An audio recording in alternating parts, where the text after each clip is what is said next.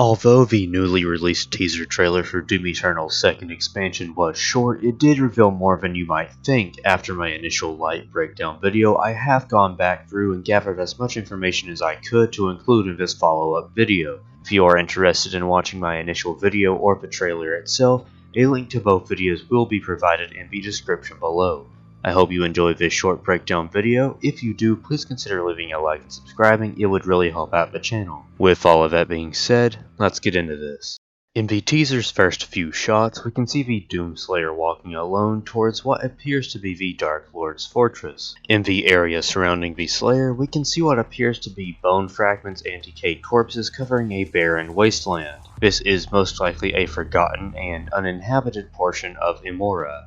The amount of bone fragments does suggest that some sort of battle or event could have taken place here. Due to the nature of the demons, it is entirely possible that there was some sort of war between the denizens of Hell at some point early on. Beyond this barren wasteland, we can see what appears to be a gated wall outside of Imora. There are battleships just emerging from the inner parts of the Hell City, providing context that this is the very start of the final battle. Both the ships and walls seem to be very technologically advanced, much like Urdak. In the next few shots, we get to see the Dark Lord emerging from the top of a wall. With him, we see two human-like guards adorned in red armor and carrying some sort of spear. I find it interesting that the Dark Lord's guards are very human-like, opposed to being similar to a demon. It is very likely that these two guards are members of the city of Jakad, what was once the Father's first creation. I don't think we will get a chance to fight these new guards, as they aren't mentioned in the game's official description and they are missing from the official art. There seems to be some sort of city or large structure behind the wall. This could be the origin of the Dark Realm and the first established section of Jakad. After this shot, we then get a closer look at the Dark Lord's armor. The Dark Lord has 3 large cannons mounted on his mech. The left shoulder cannon will most likely be similar to the Slayer's equipment launcher due to the design, but the double-barreled launcher is a complete mystery. Along with his weaponry, we can also see a lot of battle damage covering the mech. This suggests that he has worn this armor before, most likely during his time as a physical being and leader of the Dark Realm. It is also worth pointing out that there are more ships behind the Dark Lord. These ships are different from the cross-shaped ones seen in the previous image. It is unknown if these ships will play any sort of important part in the game's final battle. We do also get a small glimpse at the Sentinel army arriving just behind the Slayer. We can see the long-awaited arrival of the Sentinel dragons in the background of the image, coming in right beside the Sentinel mechs, tanks, and warriors. After this, we get our first bit of gameplay.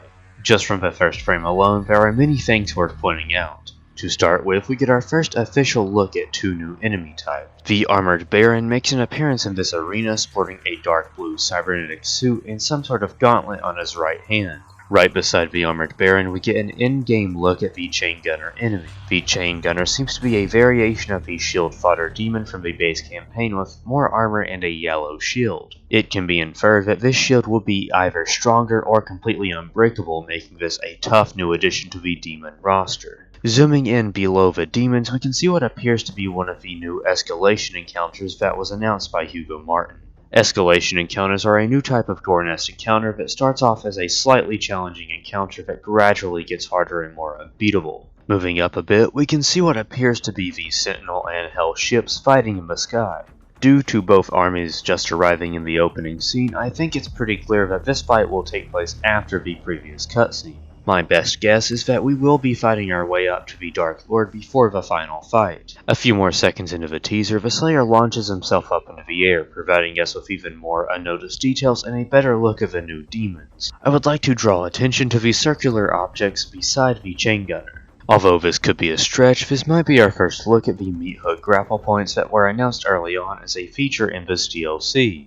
We know that these points will be making an appearance in both platforming and combat, so this isn't a total stretch, but there are many of them in a close proximity, so this may not be the grapple points. In the next frame, we get a look at the Armored Barron's charged fist attack. Much like the Marauder, this attack seems to glow green before he strikes, potentially opening him up for a precision bolt from the Slayer. The fist looks similar to the explosive barrel seen on the cultist base level, suggesting that a sticky bomb or precision bolt shot could disable this attack entirely. The Slayer using the Sentinel Hammer on the Baron does also suggest that this could be an easy way to defeat armored enemies like the Armored Barron and Cyber Mancubus. Instead of getting up close and personal with a blood punch, the Sentinel Hammer could allow the Slayer to quickly close the gap between enemies while safely knocking off the armor. Moving on from the Armored Barron, we do get a quick glimpse of the Chaingunners' attack.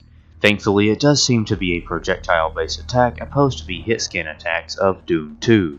Although I personally can't see the chain gun itself being a weak point, we will just have to wait and see if this is the case. Lastly, we get a reveal date for the full trailer. The 17th of March 2021 is coincidentally the same day as game director Hugo Martin's final developer livestream. It is possible that we could receive the trailer during the livestream, but I personally think that this won't happen. Along with this, the release date for the expansion was leaked from the Windows Store and is potentially the day after the trailer. This would make the trailer the expansion's launch trailer and would most likely be the final bit of news we get before the official release. No matter when the Ancient Gods Part 2 is released, I am confident that we will be getting a release date at the end of the trailer.